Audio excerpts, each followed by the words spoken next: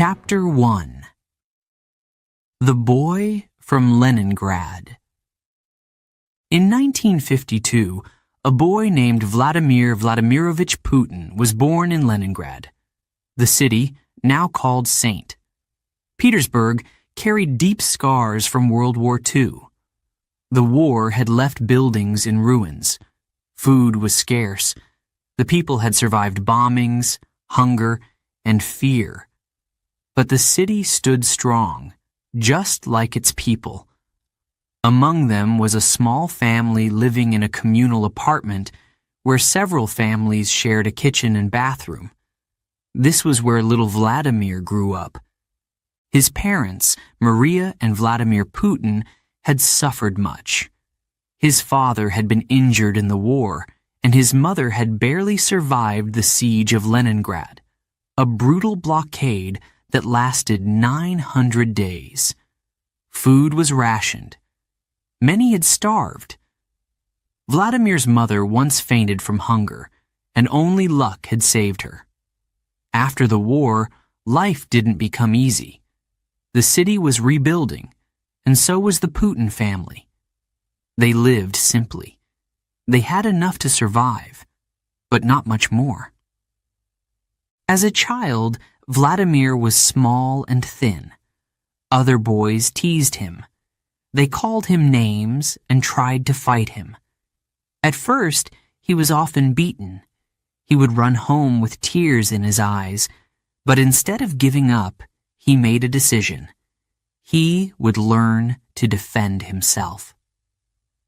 At the age of 12, he joined a judo club. The gym was old, with mats that smelled of sweat, but it became his second home. Every day, he practiced. He learned discipline, strength, and control. In judo, his coach said, "You don't need to be the biggest. You need to be the smartest."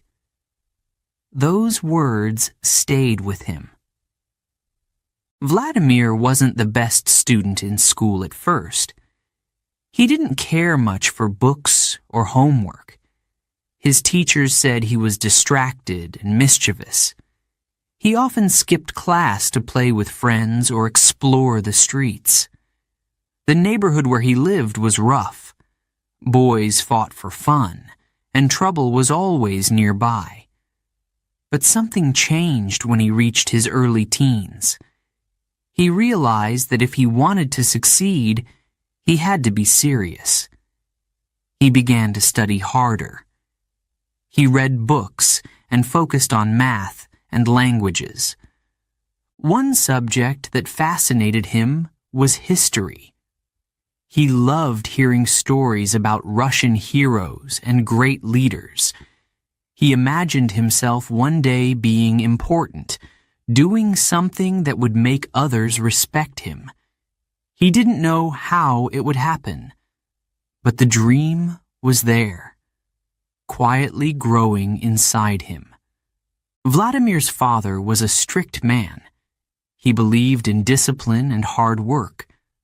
When Vladimir misbehaved, his father punished him, but he also taught his son important lessons. Never show weakness, he told him. Respect yourself, and others will respect you too. His mother was softer. She was loving and warm, though life had made her cautious. She worried about her son getting into trouble, but she believed in him. One winter day, a neighbor challenged young Vladimir to a fight in the snow. The boy was older and stronger. A small crowd gathered. Vladimir was nervous, but he didn't back down. The fight began, fists flying. For a moment, it looked like Vladimir would lose, but then he remembered his judo lessons. He used a quick move and threw the older boy to the ground. The crowd cheered. It was a small victory, but for Vladimir, it meant everything. He had proved to himself that he could win.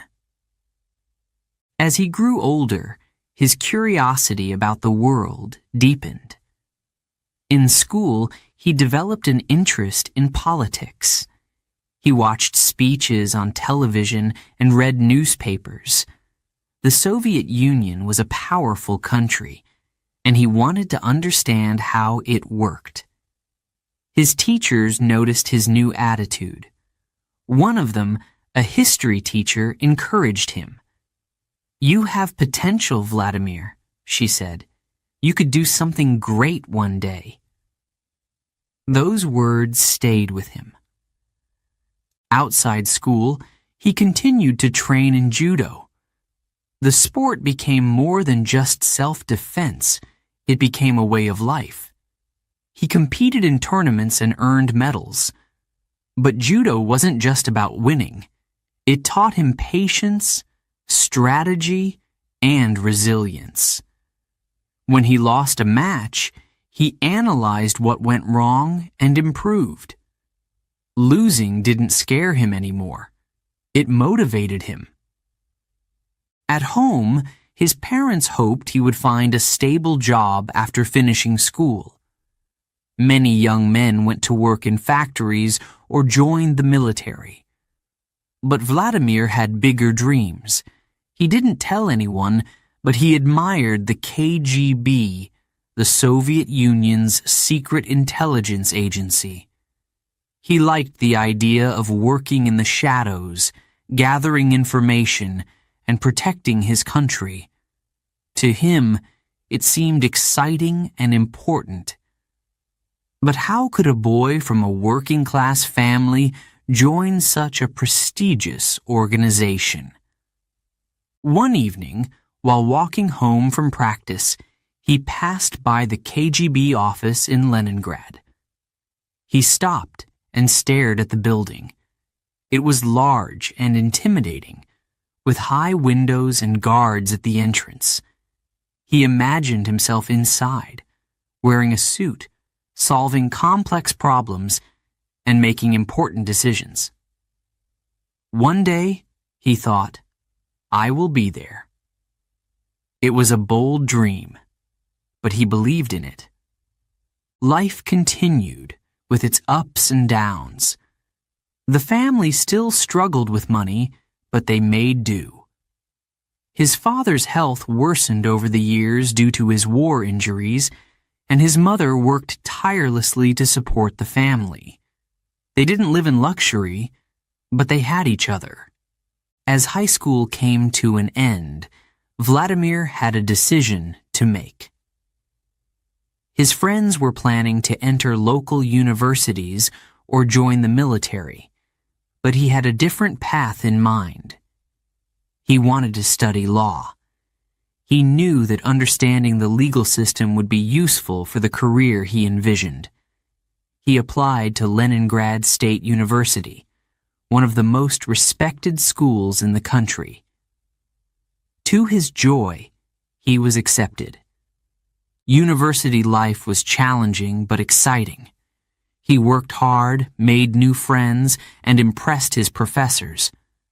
But deep down, his ambition burned brighter. He wasn't just a law student. He was preparing for something bigger. He kept training in judo, sharpening both his body and mind.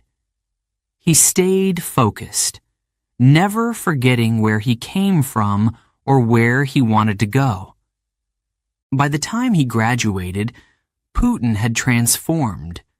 The shy, small boy who had once run from fights was now confident, disciplined, and ready to take on the world. But his journey was only beginning. Behind the calm exterior, he was waiting for the right opportunity, an opportunity to prove himself and make his mark. And soon, that opportunity would come. Chapter 2. A young man joins the KGB. Vladimir Putin had dreams, but not ordinary ones. He wanted a life of action and purpose. He didn't want to work in a factory, nor did he want to be a simple government worker. He craved something bigger. His interest in law and history had guided him, but there was something else, something secretive and exciting. He wanted to join the KGB, the Soviet Union's powerful intelligence agency. The KGB wasn't just an organization, it was a symbol of strength and control. The people who worked there were seen as protectors of the nation, but they were also feared. They dealt in secrets. They worked in the shadows. They gathered information, stopped threats, and ensured that the Soviet Union remained powerful. To many young men, the KGB was a mystery. To Vladimir Putin, it was a goal. When he finished university in 1975, Putin applied to join the KGB. It wasn't easy. The agency only accepted the best. They wanted people who were intelligent, loyal, and able to stay calm under pressure. Putin fit the profile. He was disciplined from his years of judo. He had studied hard in school and learned to speak German fluently. His quiet nature and ability to stay unnoticed worked in his favor. He wasn't flashy or loud. He could blend in anywhere, and that's what they needed. When he was accepted, he felt pride, but also fear. What would his new life be like? His training began immediately. It was tough and demanding. He studied espionage, how to gather intelligence, and how to avoid being caught. He learned to disguise himself, to create false identities, and to send secret messages. His instructors taught him how to analyze people, how to spot lies, understand body language, and predict behavior. Information is power, they told him. He listened carefully. But the KGB wasn't just about learning skills. It was about loyalty. Agents were trained to follow orders without question. They had to put the country above everything, even family. Putin understood this. He knew that being a spy meant making sacrifices. It was dangerous work, and trust was everything. If you made a mistake, the consequences could be severe. After his training, Putin was sent to work in Leningrad. At first, his assignments were small and routine. He collected reports, monitored citizens, and followed suspects. But he was patient. He knew that every small mission was part of a bigger picture. His dedication didn't go unnoticed.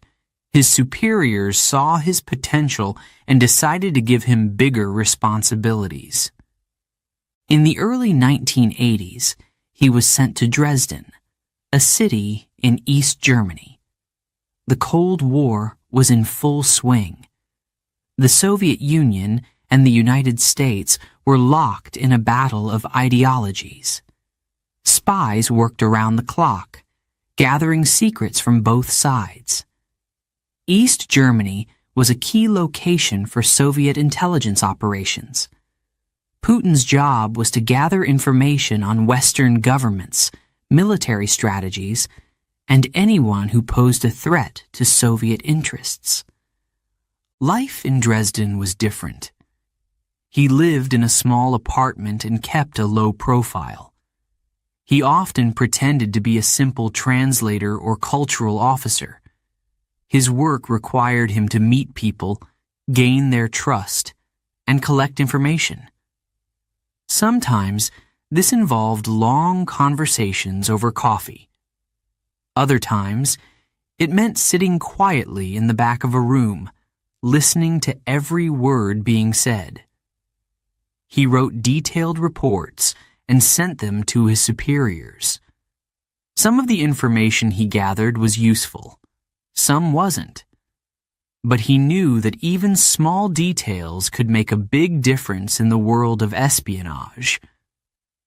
Being a spy wasn't like in the movies. There were no car chases or glamorous parties. It was a life of waiting, observing, and staying one step ahead. Sometimes it was boring. Other times it was terrifying. There were nights when he felt the weight of fear pressing down on him. What if he was caught? What if someone betrayed him? He had seen what happened to spies who made mistakes. He knew the risks. One night, he had a close call. A contact he was supposed to meet didn't show up. Something felt wrong. He waited for an hour, then decided to leave. As he walked back to his car, he noticed two men following him. His heart raced. Were they watching him? He kept calm, turned down a narrow street, and quickly entered a building. He took the back exit and disappeared into the night. He never found out who they were, but the experience stayed with him. In the world of espionage, you could never be too careful. In 1989, the world began to change. The Berlin Wall, which had divided East and West Germany for decades, was falling. Crowds gathered in the streets, chanting and tearing it down. For the people of Germany, it was a moment of hope and freedom. But for the Soviet Union, it was a sign of weakness. The control they had maintained over Eastern Europe was slipping away. Putin watched the events unfold with mixed emotions. He understood that the world was shifting, but he didn't know what it would mean for his future. One evening, protesters surrounded the KGB building in Dresden. They wanted to break in. Putin called Moscow for instructions, but no one answered. He had to act on his own. Calmly, he ordered the guards to burn sensitive documents. The building couldn't be defended, but the secrets couldn't be allowed to fall into enemy hands. The Soviet Union's power was collapsing. By the early 1990s, it was clear that the old system would never return. Putin returned to Leningrad. His time as a KGB agent was ending. The organization itself was being restructured. Some of his colleagues left the service and struggled to find work. Others adapted to the changes, finding ways to use their skills in the new world. Putin was at a crossroads. He had spent years serving the Soviet state, but now that state no longer existed. He thought about his future. What could he do next? His skills in strategy, analysis, and negotiation were valuable. But where would they take him? He didn't know it yet, but his time in the KGB had prepared him for something much larger. His years of observing people, making decisions under pressure, and staying calm in chaos would soon be tested in a new and unexpected way. As Putin left behind the world of espionage, he carried with him the lessons he had learned. Trust no one fully. Stay patient. Seize opportunities when they come. And most importantly, never show weakness. Soon, his life would change forever. But for now, he was just a man, standing in a city trying to rebuild itself, wondering what lay ahead. Chapter 3: The Fall of the Soviet Union. It happened slowly, then all at once. By the late 1980s, cracks had appeared in the Soviet Union. The economy was weak. People stood in long lines for bread. Factories produced goods no one wanted. The government had lost control. Protests spread in Eastern Europe. In Poland, Hungary, and Czechoslovakia, people demanded change. The communist system that had ruled for decades was falling apart. In Moscow, leaders debated what to do. Mikhail Gorbachev, the Soviet leader, tried to reform the country. He wanted to fix the economy and give people more freedom. But it was too late. The old system couldn't be saved. In 1991, the unthinkable happened. The Soviet Union collapsed. It broke into 15 independent countries, including Russia, Ukraine, and Kazakhstan. The world was shocked. The Cold War had ended, and the Soviet Empire was gone. For Vladimir Putin, this was a turning point. He had served the Soviet Union with loyalty.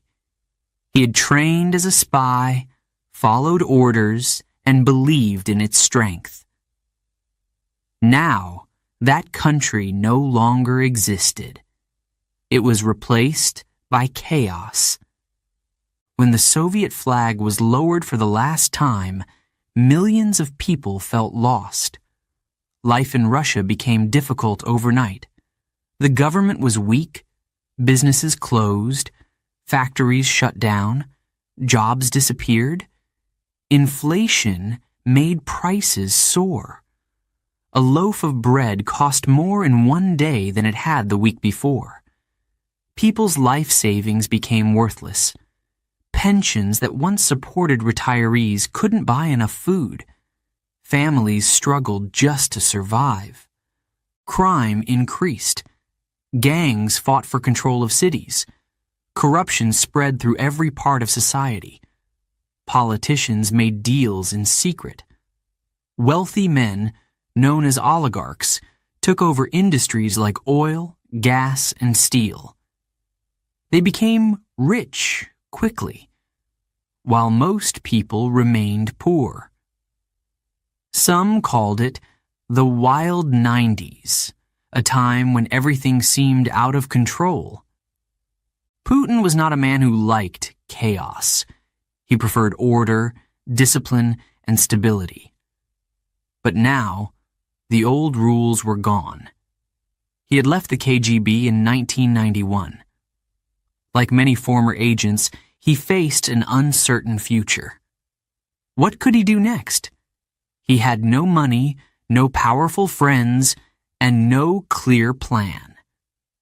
He was married, with 2 young daughters to support. The pressure on him grew every day.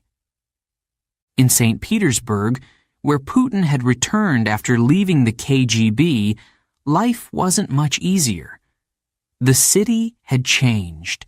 It was no longer the proud industrial center of the Soviet era. Factories were closing, and the streets felt different, more dangerous. There was hope in some areas, but despair in others. People drank more, fought more, and trusted less. Putin needed work. He couldn't afford to wait for the perfect job. He accepted a position at Leningrad State University, where he had once been a student. He worked in the administration, helping manage foreign student programs. It wasn't exciting, but it paid the bills. For a while. But fate was about to intervene. One of Putin's old connections, Anatoly Sobchak, had become a key figure in the new Russia. Sobchak had been Putin's professor during his law studies. Now, he was the mayor of St. Petersburg. He remembered Putin as a hard-working, reliable student. When he needed someone he could trust, he called Putin. In 1991, Sobchak offered him a job at City Hall. Putin became an advisor on foreign affairs and trade. His job was to attract investment from outside Russia. St. Petersburg, like the rest of the country, needed foreign companies to help rebuild its economy. Putin negotiated deals and built relationships. He worked long hours, learning how to navigate the new political system. It was different from the KGB. There were no clear orders. Instead, Putin had to be flexible, adapt, and find solutions. But corruption was everywhere. Some officials used their positions to steal money and power. Putin saw it firsthand. He knew how dangerous it could be. Yet, he remained loyal to Sobchak and stayed focused on his work. He avoided drawing attention to himself. In a city filled with ambitious politicians, this was smart. While others fought for the spotlight, Putin built quiet connections behind the scenes. One deal in particular tested him. The city was short on food supplies, and people were growing desperate. Putin helped organize an agreement to trade raw materials for food from abroad. But when the food shipments arrived, much of it was missing. Rumors spread that officials had stolen or mismanaged the supplies. An investigation was launched. Putin faced accusations but denied any wrongdoing. The investigation ended without charges, but the event taught him a valuable lesson. In politics, perception is everything. Even when you do your job, you can be blamed. As the 1990s continued, Sobchak's popularity began to fade. The economy wasn't improving fast enough. Protests grew against the mayor. In 1996, Sobchak lost his bid for re-election. This was a blow to Putin. His political future seemed uncertain again. Without Sobchak, he had no powerful allies. He briefly worked for Sobchak's successor, but soon realized it wasn't a good fit. Once again, he found himself searching for his next opportunity. But Putin had something valuable: experience. He had learned how to manage crises, negotiate deals, and navigate political chaos. He had built a reputation for being reliable, disciplined, and tough. Moscow took notice. In 1996, Putin moved to the capital, accepting a job in the presidential administration. It wasn't a high-profile position, but it was a step in the right direction. He worked quietly, just as he had in St. Petersburg. His colleagues appreciated his loyalty and ability to get things done without drama. He wasn't flashy or loud, but he was effective. By 1998, Russia was facing yet another crisis. The economy collapsed again. Banks failed, and millions lost their savings. President Boris Yeltsin was under pressure. His approval ratings had plummeted. He needed help. Someone who could bring stability and strength to a struggling government. His advisors suggested Vladimir Putin.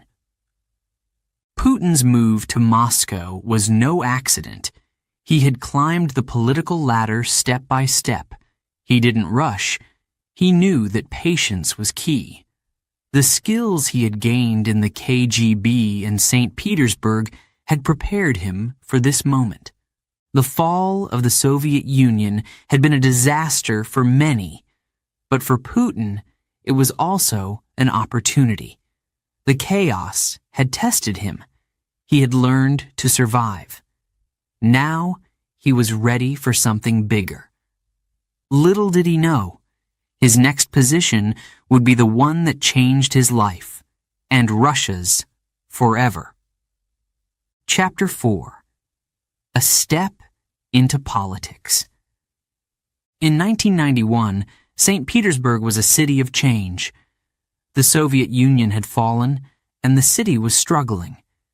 Businesses were closing. People worried about food and jobs. The future seemed uncertain. But in the middle of this chaos, one man saw an opportunity. His name was Anatoly Sobchak, the city's new mayor. He had a vision for St. Petersburg. He wanted to rebuild it, making it a modern, strong city.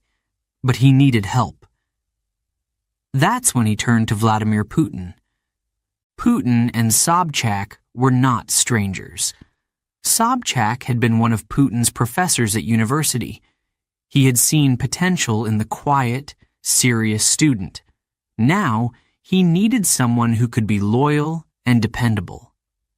Putin seemed like the perfect fit. He wasn't ambitious in a flashy way. He didn't chase the spotlight. He worked in the background, solving problems without seeking attention. Putin became Sobchak's deputy.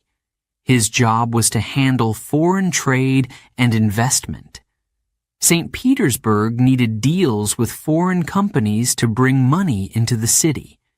Factories were failing, and stores had empty shelves.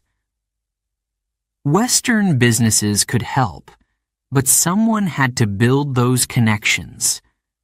Putin did just that. He negotiated contracts and worked long hours.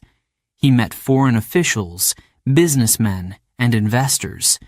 Putin's quiet but firm personality impressed them. He wasn't charming like other politicians, but he was practical and reliable. He didn't make empty promises. If he said he would deliver something, he did. Soon, people began to notice him. They saw him as a man who could be trusted. But politics in St. Petersburg wasn't clean. Corruption was everywhere. Some officials stole money or made illegal deals. Putin had to be careful. He knew that one mistake could ruin him, so he kept his head down and focused on his work. He avoided scandals and conflicts. When others were busy trying to gain power, he was busy getting results. One of his most important tasks involved food. The city had a food crisis. Supplies were running low and people were getting desperate. Sobchak's administration needed to find a solution fast. Putin helped organize a deal with foreign companies to trade raw materials for food. The agreement seemed simple. Russia would send oil and timber abroad, and in return, food would be delivered. But something went wrong. Some of the food never arrived. Rumors spread that officials had stolen or mishandled the shipments. An investigation began. Fingers were pointed at many people, including Putin. It was a tense time. If he were found guilty, his political career would be over before it had even started. But the investigation ended without charges. Although the event damaged the mayor's office, Putin's reputation survived.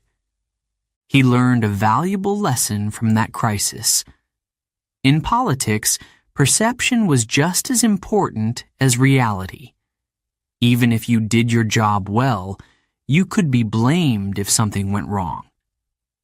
From that point on, Putin became even more cautious. He made sure that his name stayed out of the headlines.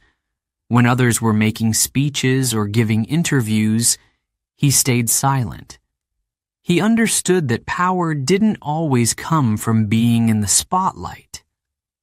Sometimes it came from working behind the scenes. Putin's loyalty to Sobchak was tested in 1996. The mayor was running for re-election, but his popularity had fallen. Many people blamed him for the city's problems.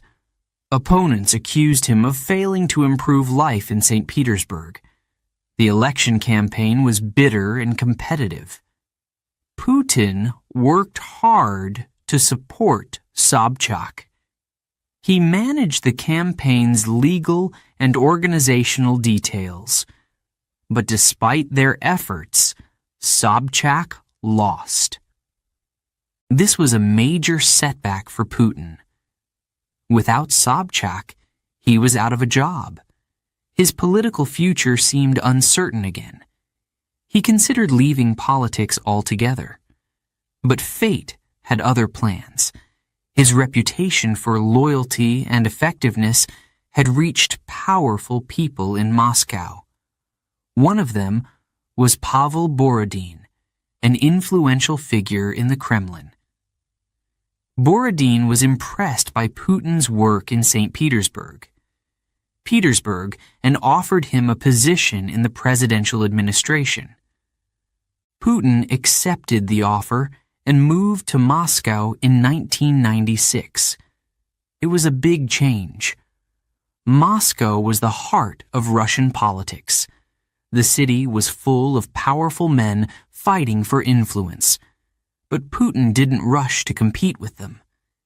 He stayed true to his style, quiet, patient, and disciplined.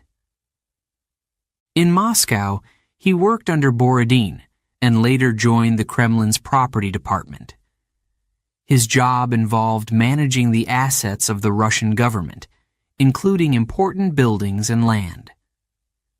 It wasn't a glamorous position, but it was important.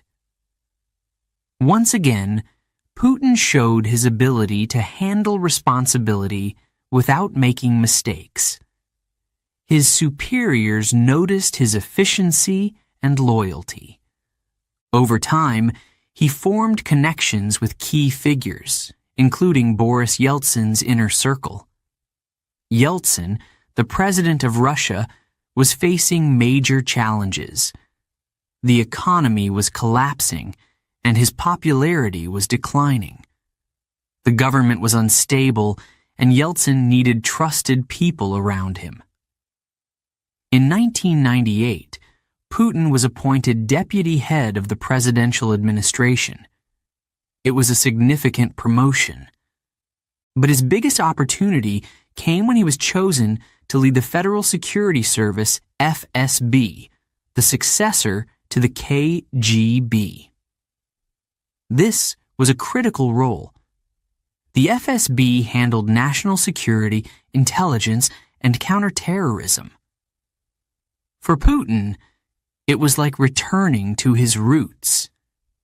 His training as a former KGB officer gave him the skills he needed for the job. As head of the FSB, Putin gained even more influence. He had access to sensitive information and was trusted by the president's team. But even then, he kept a low profile. He wasn't a man who sought media attention. Instead, he focused on building relationships and making sure he was seen as dependable. Some say his rise in politics was due to luck. Others say it was his skill in staying unnoticed while building powerful connections. The truth is, it was a combination of both. Putin knew when to step forward and when to stay in the background. He understood timing. By 1999, Russia was in crisis again. Yeltsin's government was weak, and many believed the president would soon step down. Behind closed doors, discussions began about who would replace him. Putin's name was mentioned, but few people knew much about him. He wasn't famous. He wasn't a public figure. But the people who did know him trusted him. His moment was coming. After years of patience and hard work, the quiet man from St. Petersburg was about to take center stage. Chapter 5. Yeltsin's Choice. In the late 1990s, Russia was a country in crisis. The economy was collapsing. Factories had closed. People were losing jobs. Many had no savings left. Banks failed, and food prices rose. For ordinary Russians, life was hard. Hope seemed distant. Corruption was everywhere, and crime ruled the streets. The government, led by President Boris Yeltsin, was weak. His health was poor, and his popularity had fallen. Protests filled the cities. People demanded change. Inside the Kremlin, Yeltsin and his team knew they had a problem. The country needed strong leadership. Yeltsin had to find someone who could restore order, someone who could protect the government and calm the public. But who could do it? Yeltsin's closest advisors discussed many names. They debated, argued, and searched for the right person. At first, no one considered Vladimir Putin. He was quiet and unknown to most of the country. But for those who had worked with him, Putin's qualities stood out. He was loyal, disciplined, and effective. He avoided scandal. He stayed focused on tasks and delivered results. Most importantly, he was trusted. Yeltsin's inner circle admired his ability to stay calm under pressure. Some said he reminded them of old Soviet leaders who valued order above all else. In August 1999, Yeltsin made his decision. He would appoint Putin as prime minister. It was a surprising choice. The public didn't know who Putin was, and many politicians were confused. Why would Yeltsin choose a man with such a low profile? But Yeltsin believed in Putin. He trusted him to protect the legacy of his government and continue reforms. When Yeltsin announced the decision on television, the reaction was mixed. Some thought it was a mistake. Others saw potential in Putin's quiet strength. Reporters asked, "Who is Vladimir Putin?" Few had answers. Putin took his role as prime minister seriously. He knew the challenges ahead. Chechnya was one of his first major tests. The southern region of Russia was in conflict.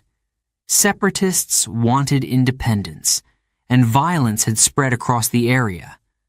Bombings killed civilians. Attacks on Russian soldiers increased. Yeltsin had struggled to control the situation, but now the responsibility fell on Putin. He acted quickly and decisively. He sent troops into Chechnya to regain control. His approach was tough. Critics said he was too harsh, but many Russians supported his actions. They wanted peace and stability. Putin promised to restore order, and he didn't back down. His determination impressed both the public and political leaders. As the months passed, Putin's influence grew. He wasn't just the man carrying out orders. He was becoming a leader in his own right. He gave speeches, visited military bases, and met with officials. People began to see him as a man who could get things done. His calm, no-nonsense attitude gave them hope. In December 1999, everything changed again. Yeltsin's health had worsened, and he knew he couldn't continue as president. On New Year's Eve, he made a historic announcement. In a televised address, Yeltsin said he was resigning. His voice was tired, but his words were powerful.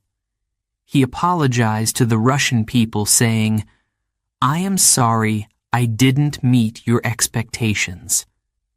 Then he named Vladimir Putin as acting president.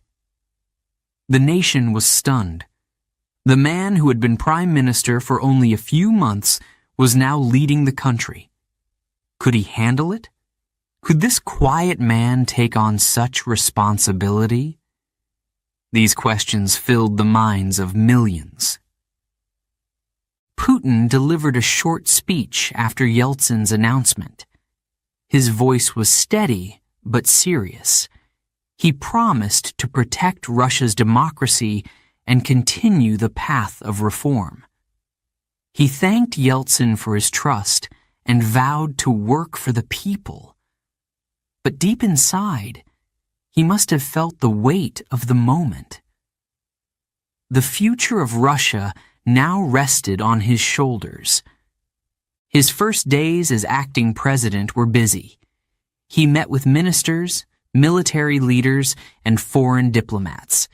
Every decision mattered. The media followed his every move. Some critics doubted him.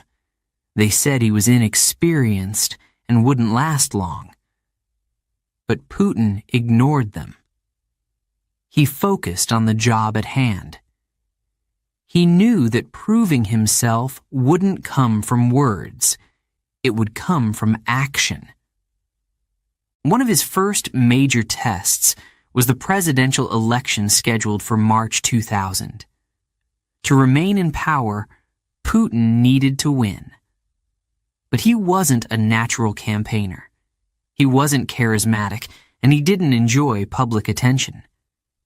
Still, he understood the importance of connecting with voters. His team helped craft a simple but powerful message: stability, security, and national pride.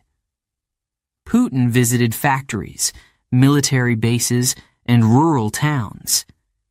He shook hands with workers and listened to their concerns. He spoke about restoring Russia's strength. Many voters liked his message. After years of uncertainty, they wanted a leader who could bring order. His tough stance on Chechnya had already won him support. The image of a strong, determined leader was exactly what many Russians were looking for. But the election wasn't just about public opinion. Behind the scenes, Putin's team worked hard to ensure success. They used their political connections and influence to secure support from key figures. Putin understood how to navigate the political system. He knew that winning an election wasn't just about votes. It was about building alliances. On March 26, 2000, the results came in. Putin had won with over 50% of the vote. He had become Russia's president.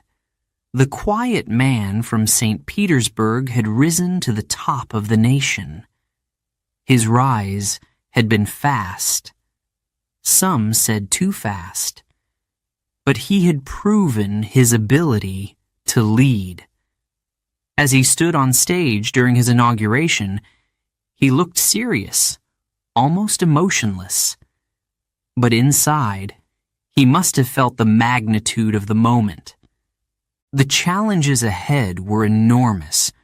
Russia's economy was still weak. Corruption hadn't disappeared, and the world was watching closely. Could Putin deliver on his promises? Could he restore Russia's place as a global power? In his inaugural speech, he spoke of unity and strength. He reminded the nation of its resilience. "We have been through hard times," he said, "but we will rise again." Behind his calm words, there was a man who had learned how to survive chaos. He had navigated political storms and avoided scandal. Now, he would need to apply everything he had learned. The quiet man was no longer in the shadows. He was leading a country of millions, and the world was paying attention. But Putin was ready. At least he believed he was. The question remained, would history remember him as the man who saved Russia or the man who changed it forever? Only time would tell. Before we begin, Chapter 6, a quick note for our listeners. You're currently listening to this audiobook on WooEnglish. Remember, this content is specially made for WooEnglish listeners only. If you're hearing it on any other channel, it may be a violation of WooEnglish's rights. Please ensure you're tuned into the right source to fully enjoy and respect this audiobook journey. Now let's continue the story. Chapter 6, Chechnya and the Fight for Control. In 1999, Russia faced a growing threat in Chechnya. The southern region had been fighting for independence for years. Chechen rebels wanted to break free from Russia and create their own state. The First Chechen War, which began in 1994, had already left scars. That war ended in 1996, but peace did not last. By 1999, violence had returned. Bombings, kidnappings, and attacks became common. Russian cities were on edge. People feared the next explosion could be near their homes. Chechen fighters were bold and well-trained. They attacked Russian soldiers and took hostages. Civilians suffered the most. Many homes in Chechnya were destroyed. Families lost loved ones. The conflict wasn't just a political issue. It was a human tragedy. The Russian government, under President Yeltsin, had struggled to contain the violence. But things were about to change. When Vladimir Putin became prime minister in August 1999, Chechnya became his top priority. To many Russians, the situation felt hopeless, but Putin was determined to bring order. He saw the conflict not only as a local problem, but as a threat to Russia's future. "We will destroy the terrorists," he declared. His tone was calm but firm. He didn't promise negotiations or compromises. He promised action. His first test came in September 1999, when a series of bombings shook Russia. Apartment buildings in Moscow, Buyansk, and Volgodonsk were targeted. Hundreds of innocent people were killed. The bombings shocked the nation. Fear spread quickly. People wondered, who is behind this? Russian officials blamed Chechen separatists, though some questioned the government's version of events. The truth behind the attacks remains debated. But one thing was clear. The Russian people wanted revenge. Putin acted swiftly.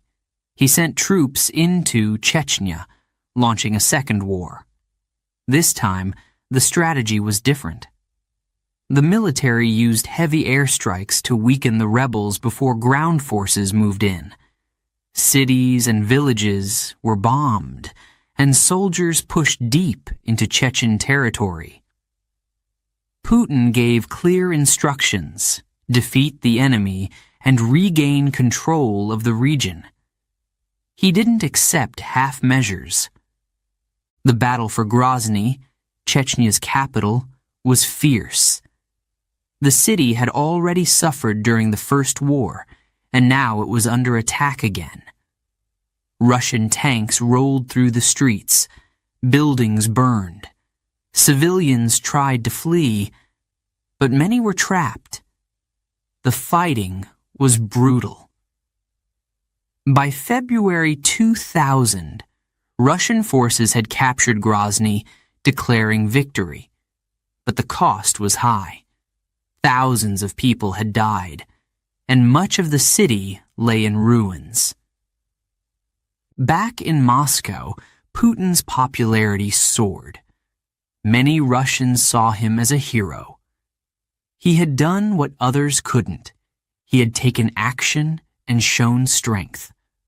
After years of chaos and weak leadership, people felt a sense of pride again.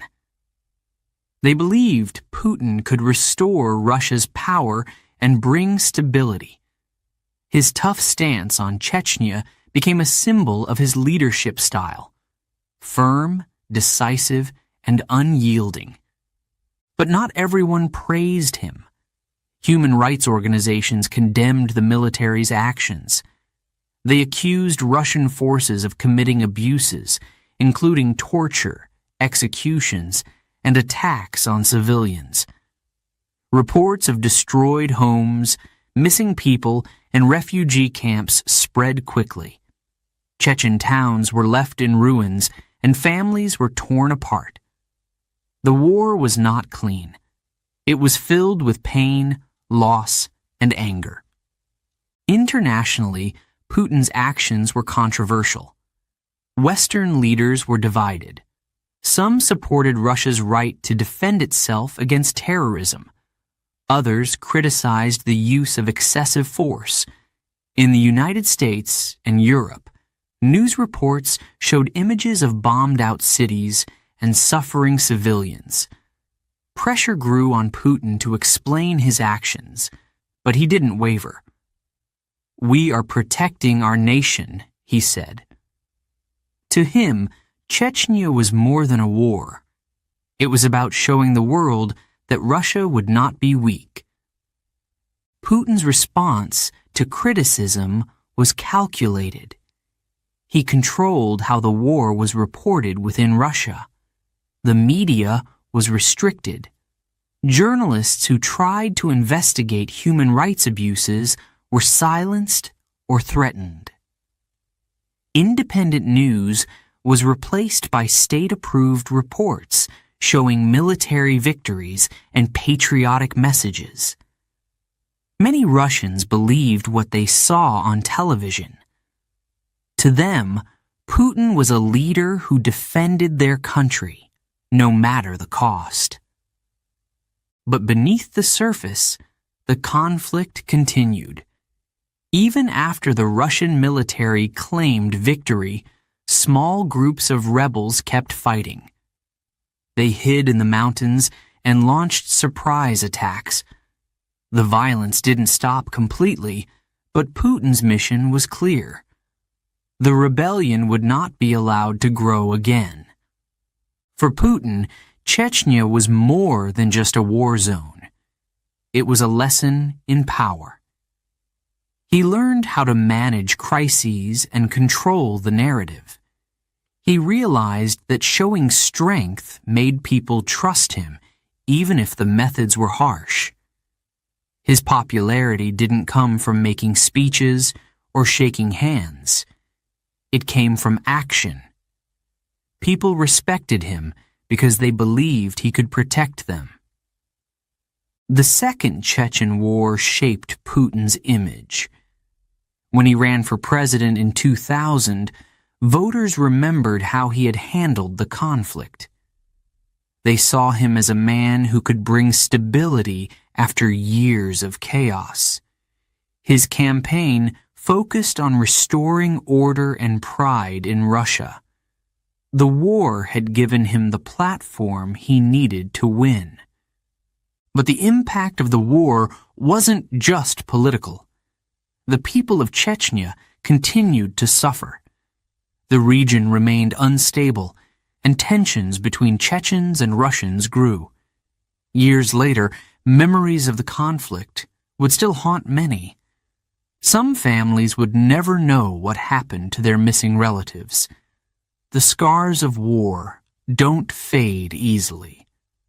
By the end of 2000, Putin had solidified his position as a strong leader. He had shown that he could make tough decisions without hesitation. But the cost of those decisions was high. Thousands had died. Cities had been destroyed. And the world had seen both the strength and brutality of his leadership. As he looked toward the future, Putin knew that this was just the beginning. He had proven himself, but Russia still faced many challenges. Could he continue to lead with strength without losing the trust of his people, or the world's respect? His next moves would decide how history would judge him. For now, the world watched and waited. Chapter 7. Building Power at Home. When Vladimir Putin became president in 2000, Russia was in trouble. The economy was weak. Factories had shut down. Millions of people were unemployed. Wages were low, and many families couldn't afford basic goods. Corruption was everywhere. Wealthy businessmen, known as oligarchs, had taken control of major industries like oil, gas, and steel. They made billions of dollars while ordinary people struggled to survive. The government was unstable, and crime was rising. Putin promised to fix it. He said he would bring stability and order. He told the Russian people that better days were coming. At first, many didn't believe him. They had heard promises before. But Putin was different. He didn't rely on long speeches or emotional words. He relied on action. One of his first moves was to take control of the media. During the 1990s, newspapers, TV stations, and radio channels had operated freely. Journalists reported on political scandals and corruption. They criticized government leaders, including the president. But Putin didn't want that. He believed the media should support the state, not attack it. Slowly, his government took over major TV networks. Independent voices were silenced. Journalists who investigated sensitive topics were pressured to stop. Some were even killed under mysterious circumstances. Soon, most Russians were getting their news from state-controlled media. The news showed positive stories about Putin's leadership. His speeches were broadcast regularly, and his successes were highlighted. Critics called this propaganda, but many Russians didn't mind. They were tired of chaos and wanted a leader who could provide stability. Putin's next target was the oligarchs. These men had gained their wealth in the 1990s by buying state-owned industries at low prices. They became powerful, influencing politics and controlling large parts of the economy. Some even challenged government decisions. Putin saw them as a threat. He wanted to reduce their power and make sure they couldn't interfere with his plans. One of the most famous cases involved Mikhail Khodorkovsky, a billionaire and owner of the oil company Yukos. Khodorkovsky was one of the richest men in Russia. He supported opposition groups and funded politicians who criticized Putin. In 2003, Khodorkovsky was arrested. He was charged with fraud and tax evasion. His company was taken apart, and its assets were sold to state-controlled firms. Khodorkovsky was sentenced to prison, where he stayed for years. The message was clear: challenge Putin, and you will face consequences. Other oligarchs saw what happened and backed down. Some moved their wealth abroad. Others agreed to cooperate with the government. Putin allowed them to keep their money as long as they stayed loyal and didn't get involved in politics. With the oligarchs under control, the government had more influence over the economy. As president, Putin worked to improve living conditions. He focused on rebuilding industries, raising wages, and creating jobs. Oil and gas exports brought in billions of dollars, helping the country recover from its economic troubles. Roads were repaired, schools received more funding, and pensions were increased. Many Russians began to feel hopeful again. They believed Putin was delivering on his promises. By the mid-2000s, life had improved for many.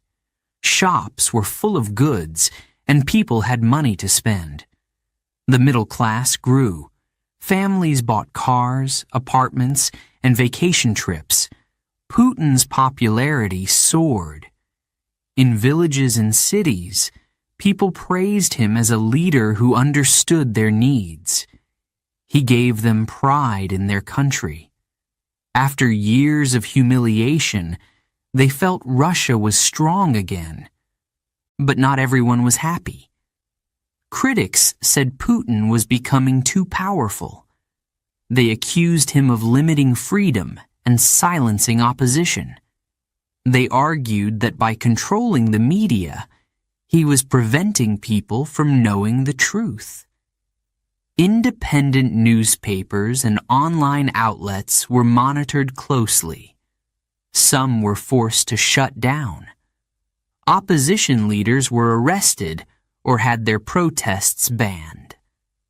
One of the most vocal critics was Boris Nemtsov, a former deputy prime minister. Nemtsov warned that Putin was turning Russia into an authoritarian state. He led protests and called for change. But in 2015, Nemtsov was assassinated near the Kremlin. His death shocked the country. Many believed it was a warning to anyone who opposed the government.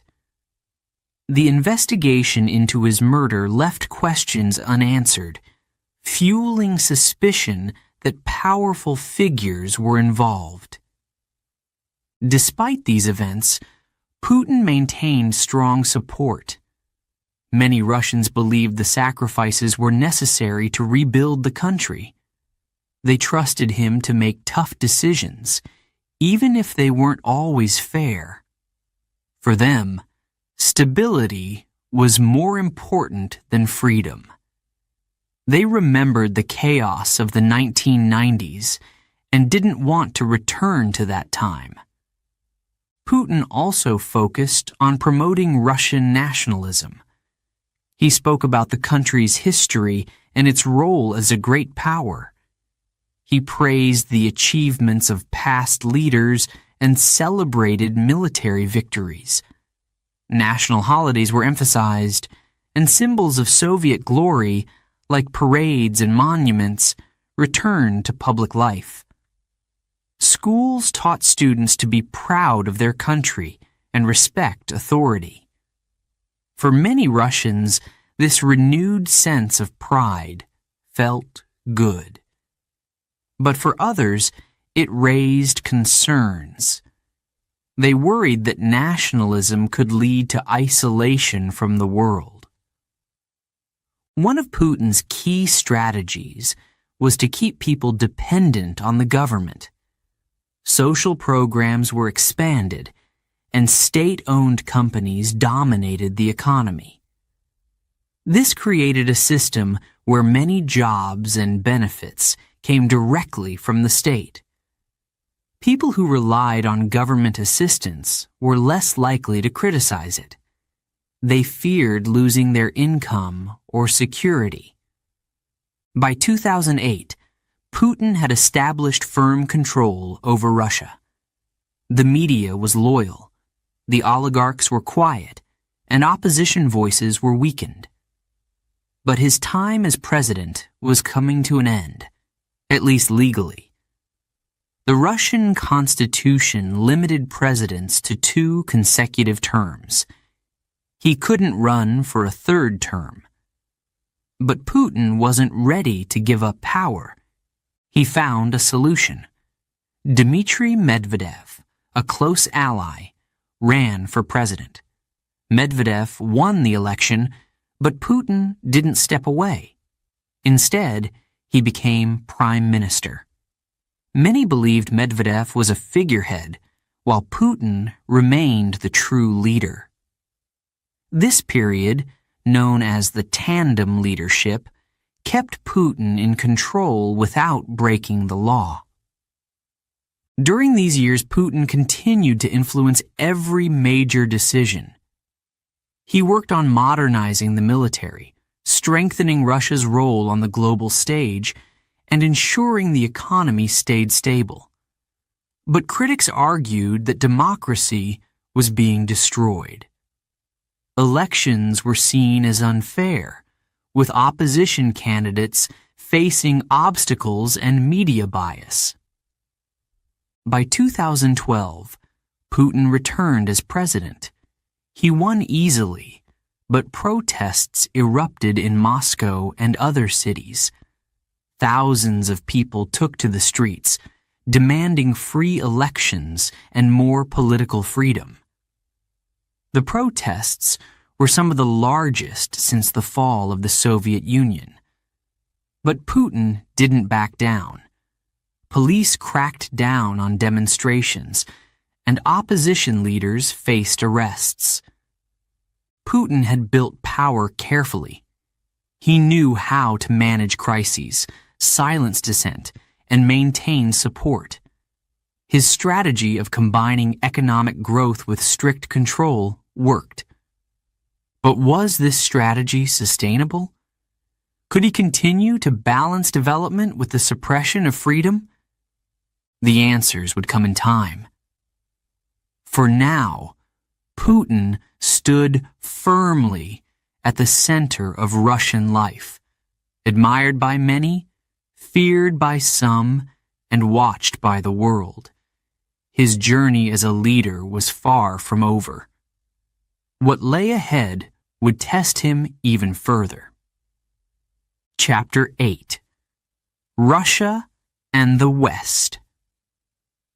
In the early 2000s, Vladimir Putin wanted good relations with the West. Russia was recovering from economic troubles, and cooperation with Europe and the United States seemed important. At the time, world leaders welcomed Putin. He spoke about peace, trade, and security. In 2001, after the September 11th attacks in the U.S., Putin offered help to fight terrorism.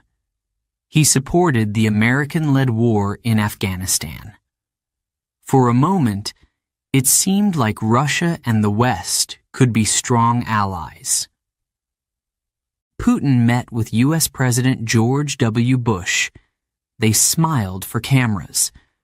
Bush famously said, "I looked into his eyes and saw his soul." Many believed Putin was a partner in creating a safer world. European leaders, including German Chancellor Gerhard Schröder, saw him as someone who could modernize Russia and strengthen ties with the West. But underneath the surface, things were not so simple. Putin's idea of cooperation was different from the West's. He wanted respect and recognition. He believed Russia deserved to be treated as an equal power. The Soviet Union had fallen, but Putin didn't want Russia to be seen as weak or defeated. He wanted it to have influence, just like the US and Europe. At first, leaders tried to understand his position, but tensions quietly began to grow. One major issue was NATO. After the end of the Cold War, NATO, a military alliance between Western countries expanded. Former Soviet allies like Poland, Hungary, and the Czech Republic joined NATO. Later, other countries in Eastern Europe followed, including the Baltic states of Latvia, Lithuania, and Estonia.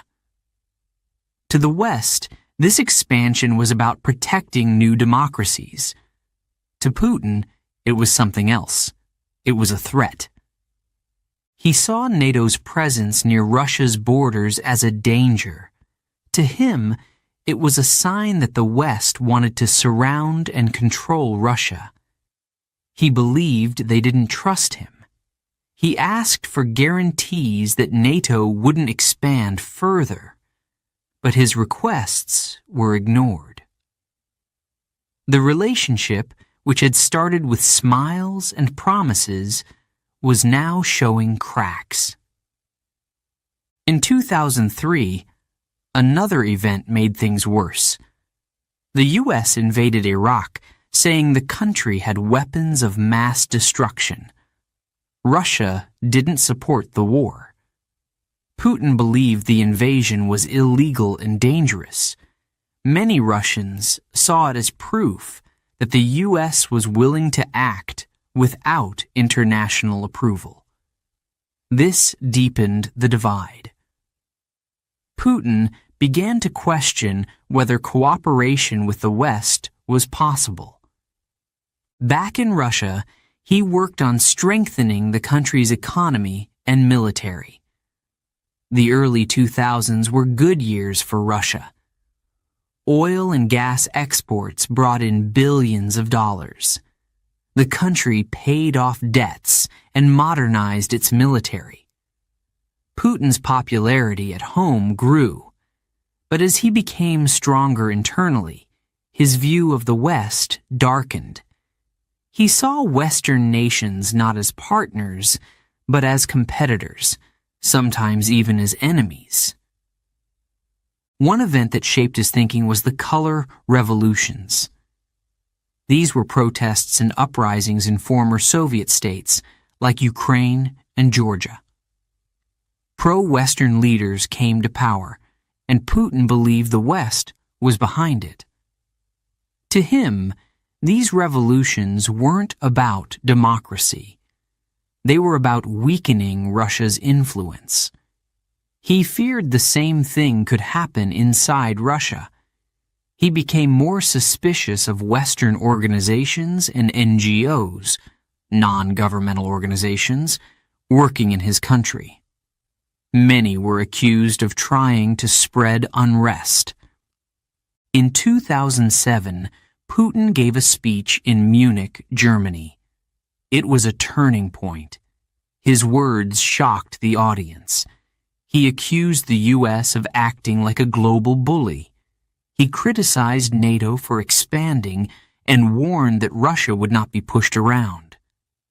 His tone was strong and defiant. "We will not be ignored," he said. The West realized that Putin's attitude had changed. The friendly, cooperative leader they had once known was gone. Tensions continued to rise. In 2008, another major conflict erupted. Georgia, a small country near Russia, wanted to join NATO. This angered Putin. When fighting broke out between Georgian forces and separatists in South Ossetia, a region with ties to Russia, Putin acted quickly. Russian troops invaded Georgia and defeated its army in just 5 days. The world watched in shock. Western leaders condemned the invasion, but Putin defended it. He said Russia was protecting its citizens and preventing violence. To him, it was a message to the West: don't interfere in our backyard. The conflict with Georgia was a warning of what was to come. In 2014, the situation escalated further. Ukraine, another former Soviet republic was at the center of the crisis. Protests in Kyiv led to the removal of Ukraine's pro-Russian president, Viktor Yanukovych. A new government, leaning toward Europe and NATO, took over. Putin saw this as another Western attempt to pull a country away from Russia's influence.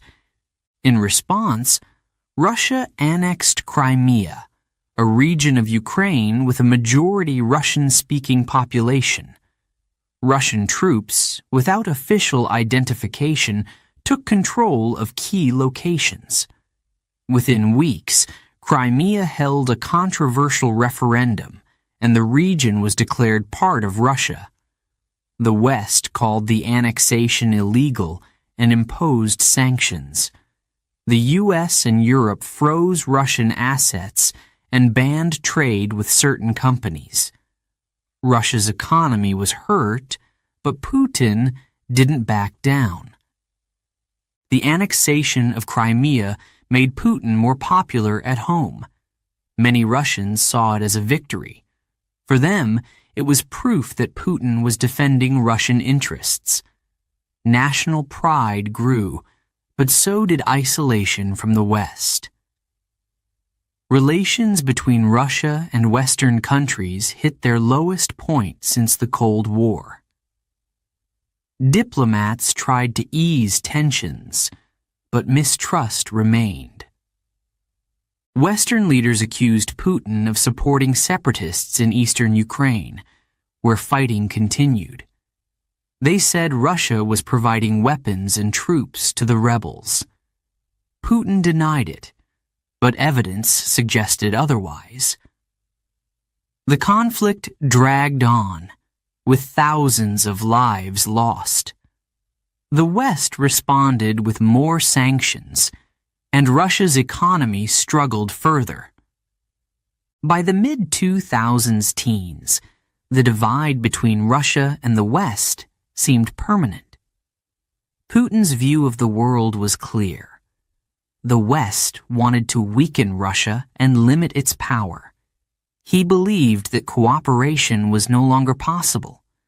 Instead, he focused on building alliances with countries outside the West, like China and Iran. He promoted the idea that Russia could be strong without relying on Europe or the US. At home, state-controlled media painted the West as hostile. News programs showed stories of NATO expansion and anti-Russian protests. Many Russians accepted this narrative. They saw their country as a victim of Western aggression. Putin's approval ratings remained high, despite the sanctions and economic challenges. But not everyone agreed with him. Some Russians, especially in large cities, wanted better relations with the West. They believed isolation would harm the country's future. Opposition leaders called for more cooperation and less conflict. But their voices were often silenced or ignored.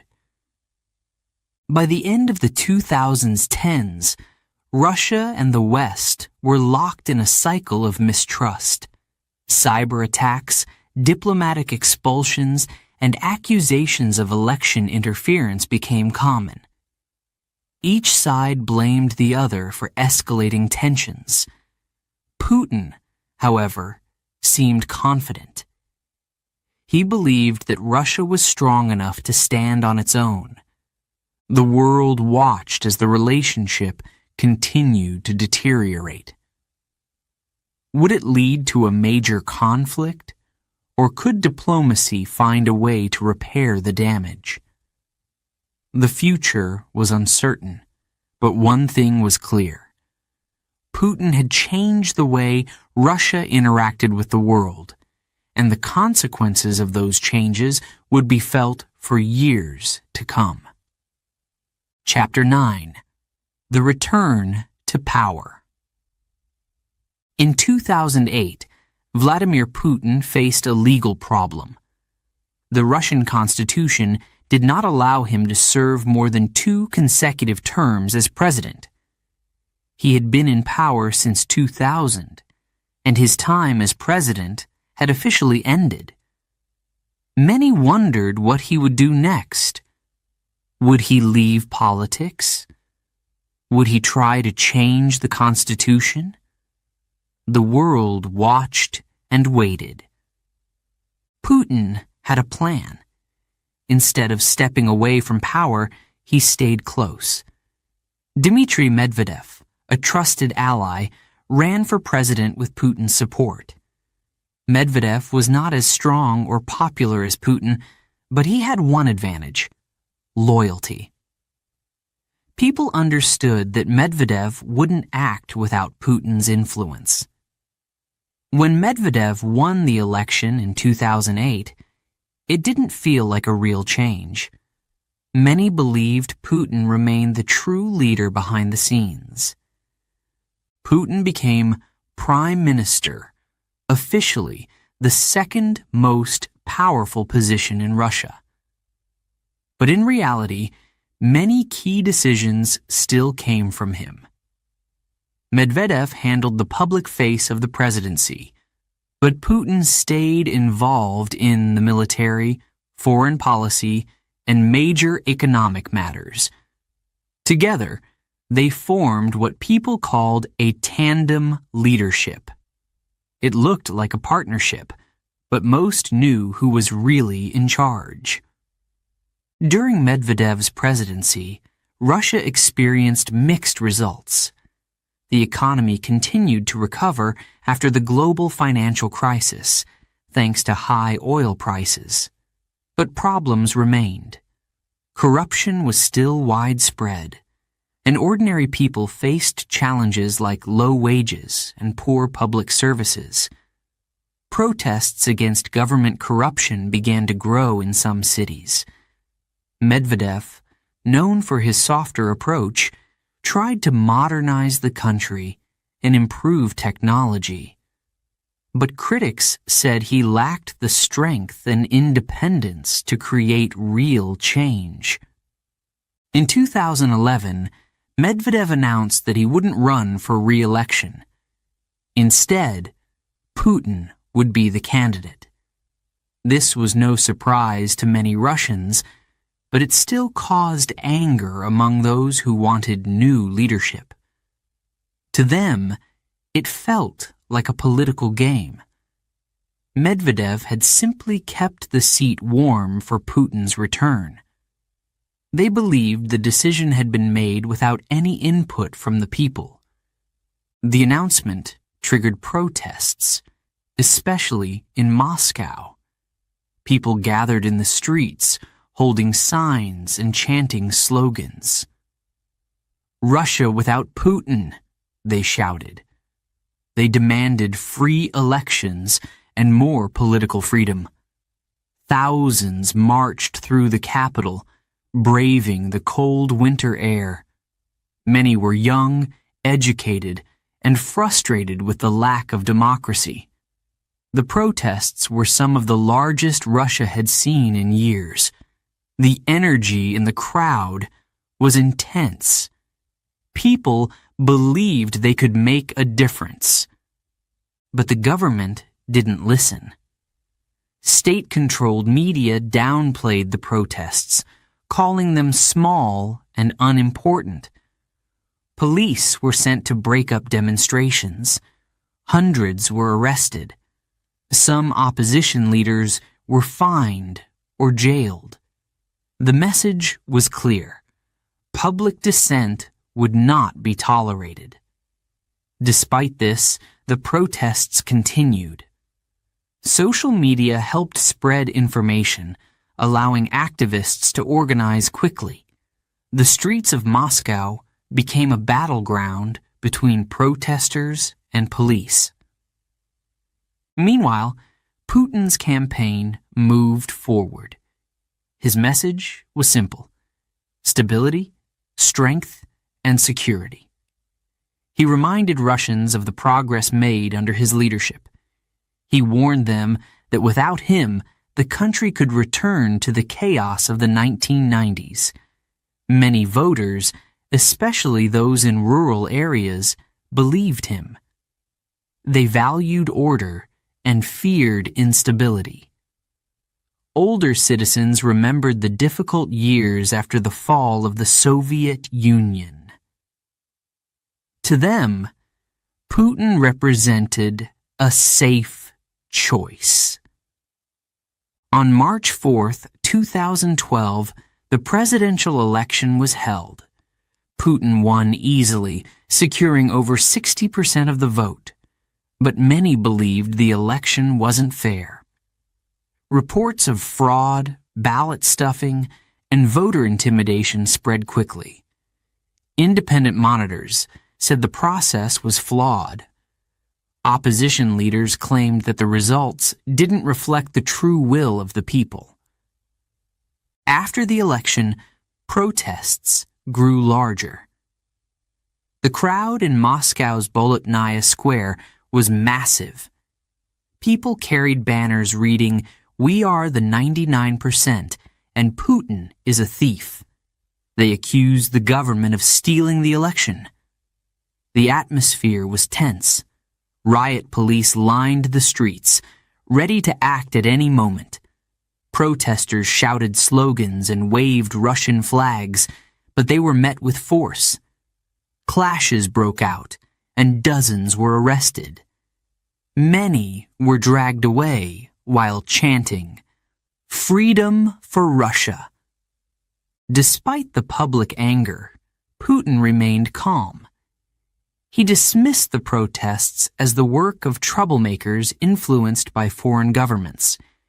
He accused the West of funding opposition movements to weaken Russia. "They want to divide us," he said. His supporters repeated this message, and many Russians believed it. State television showed images of protesters clashing with police, portraying them as violent and dangerous. This helped to strengthen support for Putin among more conservative voters. Putin's inauguration took place in May 2012. He entered the Kremlin, wearing a black suit and a serious expression. His hand rested on a copy of the Russian Constitution as he took the oath of office. Outside, security was tight. The streets were quiet, but not because people were celebrating. Protesters had been blocked from gathering near the ceremony. The scene was symbolic. Power remained firmly in Putin's hands, and dissent was pushed aside. As president again, Putin focused on consolidating his power. He introduced new laws limiting protests and restricting the activities of non-governmental organizations. Foreign-funded groups had to register as foreign agents, making it harder for them to operate. Journalists who criticized the government faced threats and legal action. The message was clear. Opposition would not be tolerated. But why were so many people afraid of Putin's return? For some, it wasn't just about politics. They feared losing their voice. They felt trapped in a system where their opinions didn't matter. Young people, in particular, were frustrated. They wanted freedom of speech, fair elections, and the ability to shape their country's future. Many saw Putin as a symbol of the past, someone who would keep Russia stuck in an era of control and repression. At the same time, others trusted him. To them, he was a protector who could defend Russia from external threats. They believed that the West was trying to weaken the country through sanctions and interference. Putin's strong stance against the West made them feel proud. They admired his ability to stand firm even when faced with criticism. For many, national pride mattered more than political freedom. Putin's return marked the beginning of a new chapter in Russian politics. He wasn't just a leader now. He was a symbol of stability and power. But the divisions in Russian society were growing. On one side were those who wanted change and more democracy. On the other were those who valued order and trusted Putin to keep the country strong. As the protests faded and arrests continued, the question remained: would Putin's grip on power ever weaken? Or had he built a system so strong that no one could challenge him? The answer would depend on events still to come. For now, Putin was back, and Russia would follow his lead, whether willingly or not. Chapter 10: Crimea and Global Reactions. In February 2014, Ukraine faced a major crisis. Its capital, Kyiv, was filled with protests. Thousands of people gathered in the streets, demanding change. They wanted the country to move closer to Europe, not Russia. Ukraine's president, Viktor Yanukovych, had rejected a trade deal with the European Union. Instead, he accepted a loan from Russia. This decision angered many Ukrainians. Protests turned violent. The government cracked down, but the protests continued. Eventually, Yanukovych fled the country. A new, pro-European government took control. Vladimir Putin watched these events closely. To him, Ukraine was more than a neighboring country. It was part of Russia's history and sphere of influence. He believed the West had supported the protests to weaken Russia's power. He saw the new government in Kyiv as a threat. But what could he do? In Crimea, a region of Ukraine with strong ties to Russia, the situation became tense. Most people there spoke Russian and identified with Russian culture. Many did not support the new Ukrainian government. They feared that their rights would be taken away. Putin saw an opportunity. He claimed that Russian speakers in Crimea were in danger and needed protection. He acted quickly. In late February 2014, armed men without military insignias appeared in Crimea. They wore masks and carried weapons. These soldiers moved fast, taking control of government buildings, airports, and military bases. They blocked roads and surrounded Ukrainian forces. Although they had no official markings, it became clear they were Russian soldiers. Russia denied this at first, calling them local self-defense groups.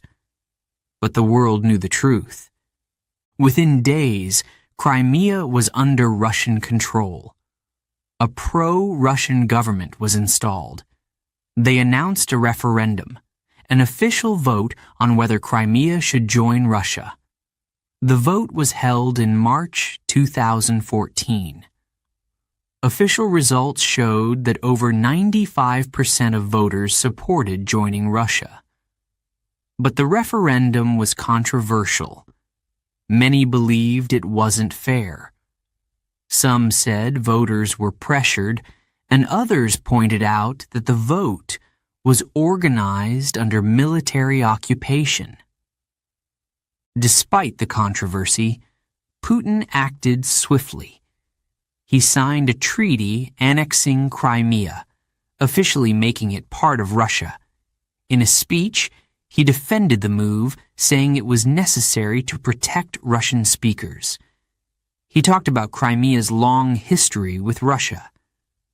"Crimea has always been ours," he said, His words stirred national pride. In Russia, people cheered. They waved flags, sang songs, and celebrated what they saw as a victory. But the world reacted differently. Western countries, including the United States, Canada, and members of the European Union, condemned the annexation. They called it a violation of international law.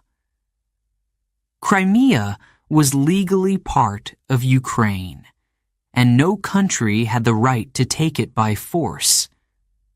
Western leaders accused Russia of aggression and warned of consequences. Sanctions were quickly imposed. The U.S. and the EU targeted Russian officials, businesses, and banks. They froze assets, banned travel, and restricted trade. Major Russian companies, especially those connected to energy and finance, were hit hard. Foreign investment slowed, and the Russian economy struggled. The value of the ruble dropped, and prices for everyday goods rose. For ordinary Russians, life became more expensive. But Putin's popularity remained high. Why did so many Russians continue to support him despite the economic hardship? For many, the annexation of Crimea was a moment of pride. After years of feeling ignored or disrespected by the West, they saw this as a sign that Russia was strong again.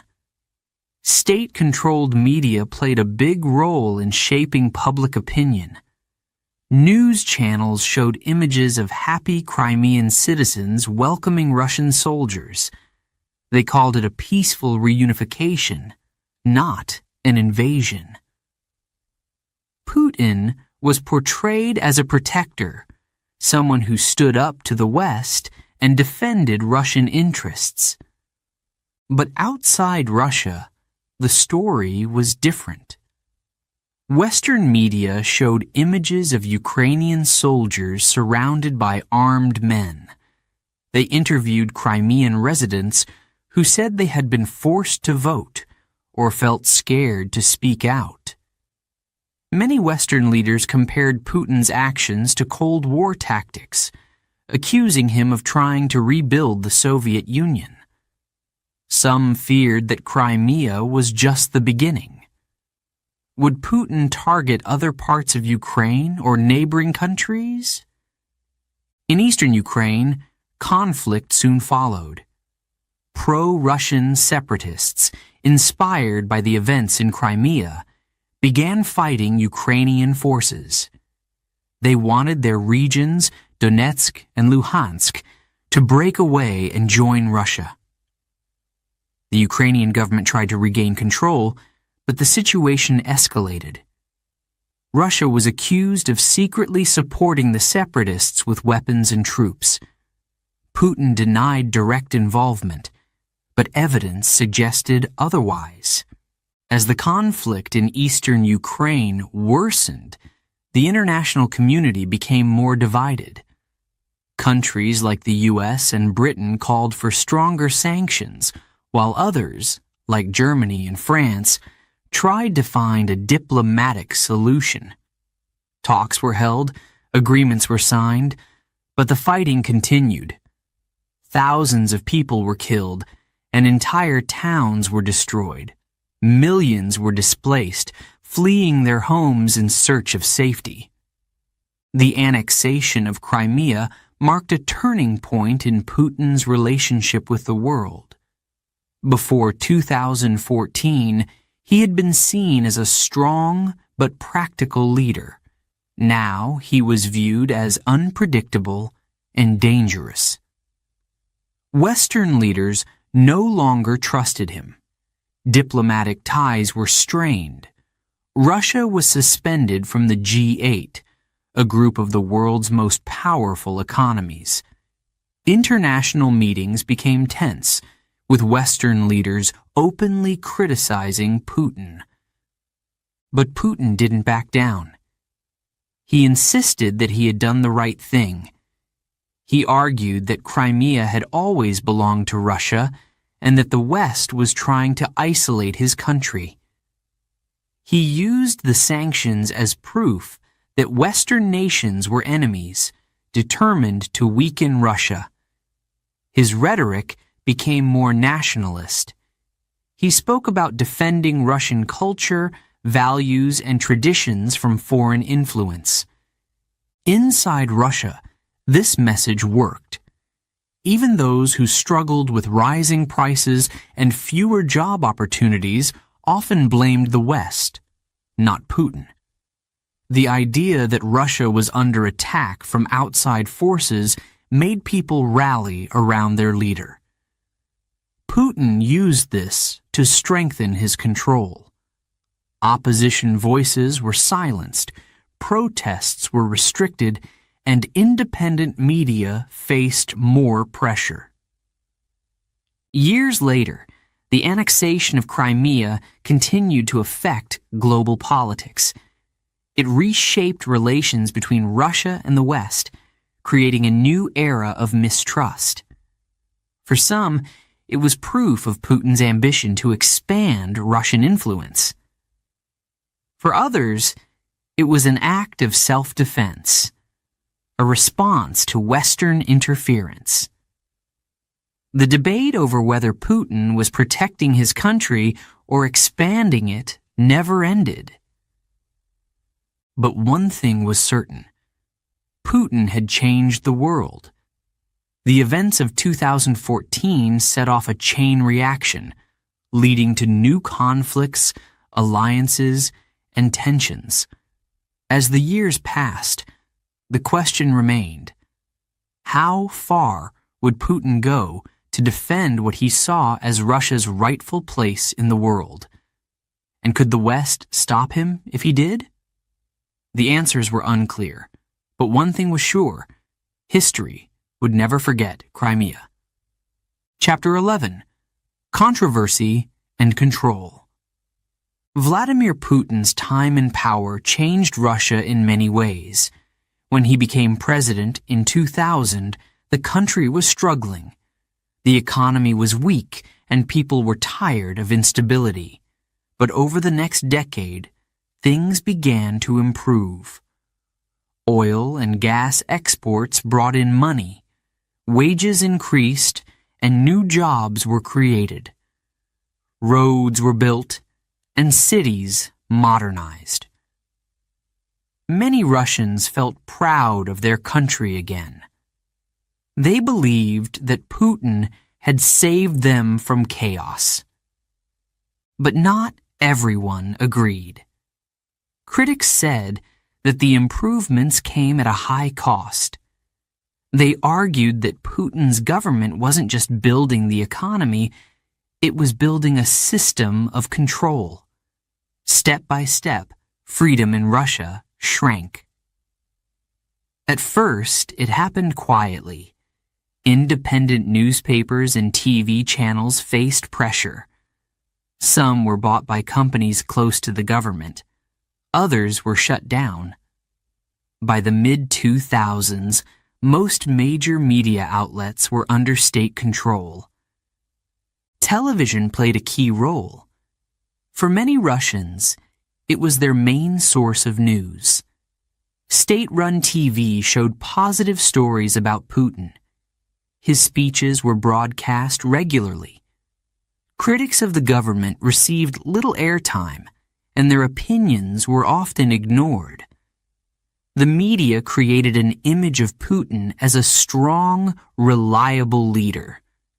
To millions, he was the man who had restored stability and order. But to others, he was silencing dissent. Journalists who tried to report on corruption or government abuses faced risks. Some were threatened, others lost their jobs, a few were killed.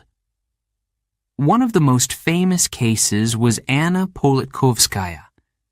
She was a journalist who wrote about human rights abuses in Chechnya.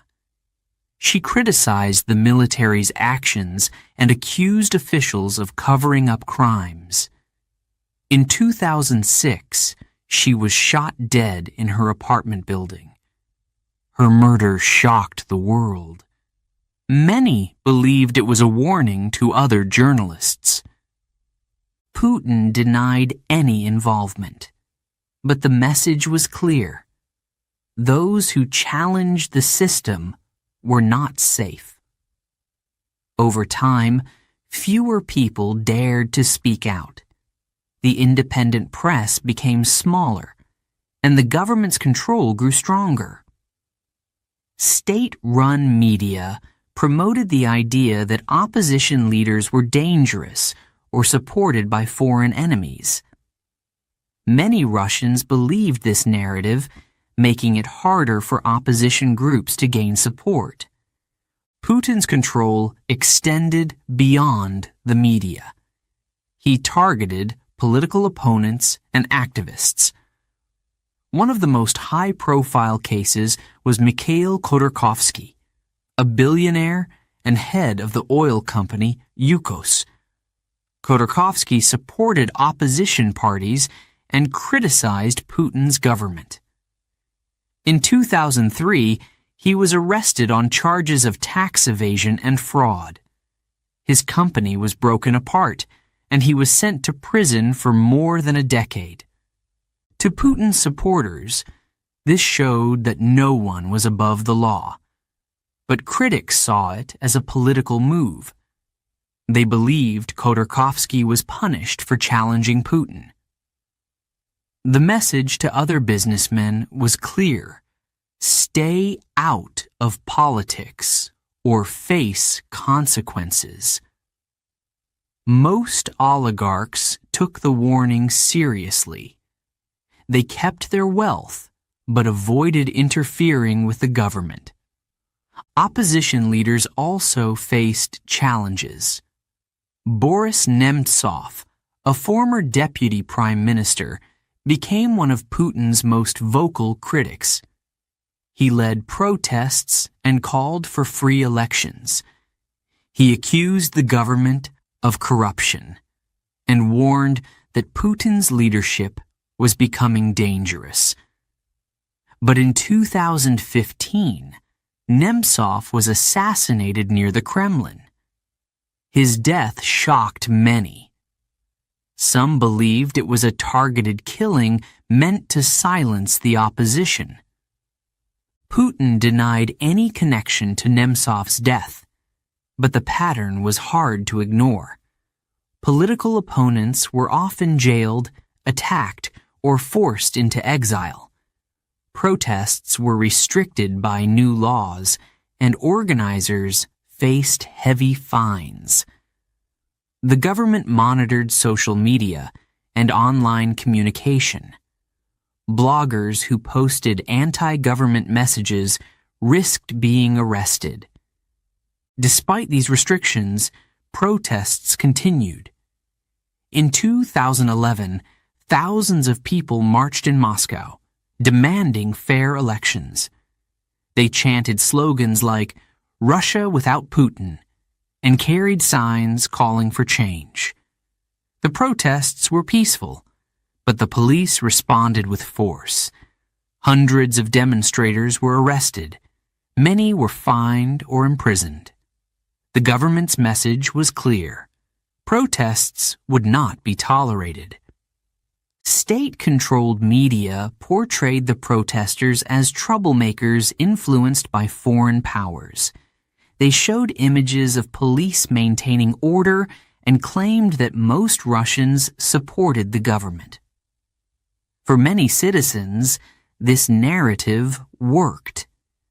They believed that opposition movements were dangerous and that Putin was protecting the country. Putin's leadership style divided opinions. Inside Russia, many admired him. They credited him with rebuilding the economy and restoring national pride. They appreciated his strong stance against the West, especially after the annexation of Crimea. They believed that Russia needed a powerful leader to defend its interests. To them, Putin was a protector, But others feared him. They saw his rule as authoritarian, not democratic. They argued that elections were unfair and that political opponents had no real chance to compete. They warned that Putin's control over the media, courts, and police made it impossible for ordinary citizens to speak out.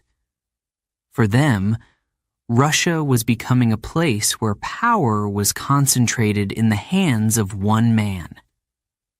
Outside Russia, opinions of Putin were also mixed.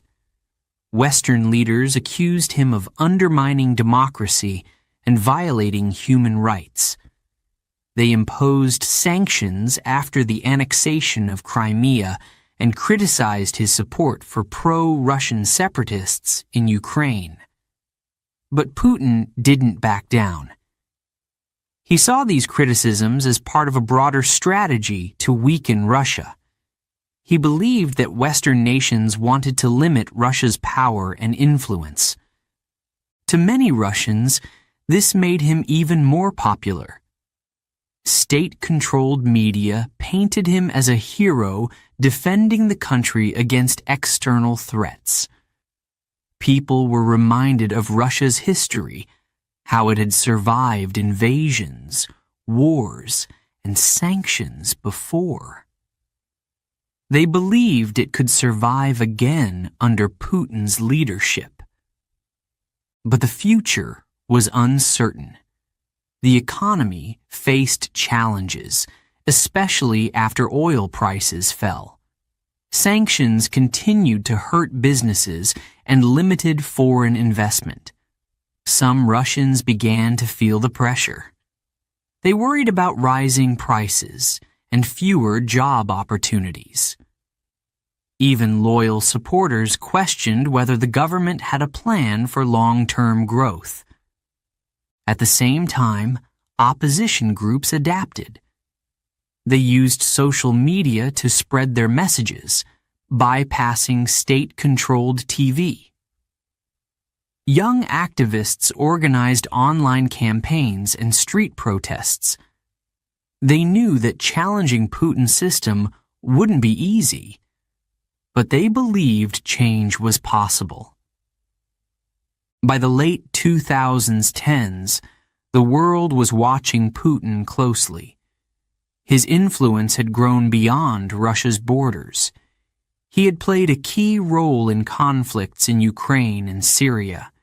He was accused of interfering in Western elections and using cyber attacks to disrupt other countries.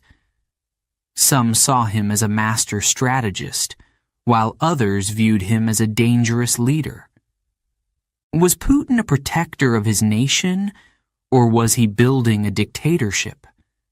The answer depended on who you asked. Inside Russia, the debate continued. Some praised him for creating stability and restoring pride.